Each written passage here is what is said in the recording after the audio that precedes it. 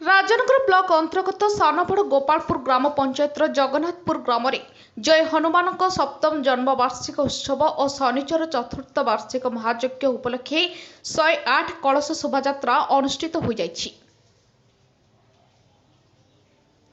एही अवसर में आज ग्राम 10/5/2024 तारीख शुक्रवार दिन संध्या 4 घटिका समय जगन्नाथपुर श्रद्धालु भक्त माने कीर्तन मंडली सहित शोभायात्रा जाई नरणपुर स्थित जलाशय कलश जल भरी श्रद्धालु भक्त माने शंखपुर बालीझर गर्जनपुर ग्राम परिक्रमा कर जगन्नाथपुर जय हनुमान मंदिर परिसर में कलश स्थापन करथिले।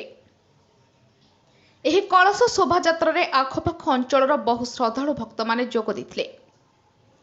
एही कार्यक्रम को जगन्नाथपुर ग्रामवासी और जय हनुमान पूजा कमिटर कर्मकर्ता माने परिचालना करथिले। एही अवसर में 11/5/2024 तारीख शनिवार दिन गुरु पूजा, सूर्य पूजा, अग्निस्थापन, शनिचर महायज्ञ, जलाभिषेक और हनुमान यज्ञ 12/5/2024 तारीख रविवार दिन जगन्नाथ कथामृत प्रवचक दिवाकर दास संध्या 6 घटिका 11 घटिका पर्यंत आध्यात्मिक कार्यक्रम अनुष्ठित होगा एवं 13/5/2024 तारीख सोमवार दिन शनिचर और जय हनुमान महायज्ञ पूर्णाहुति रात्र 9 घटिका मध्य अनुष्ठित हेबो और प्रत्येक दिन प्रसाद सेवन व्यवस्था करा जायछि बोली सूचना मिली।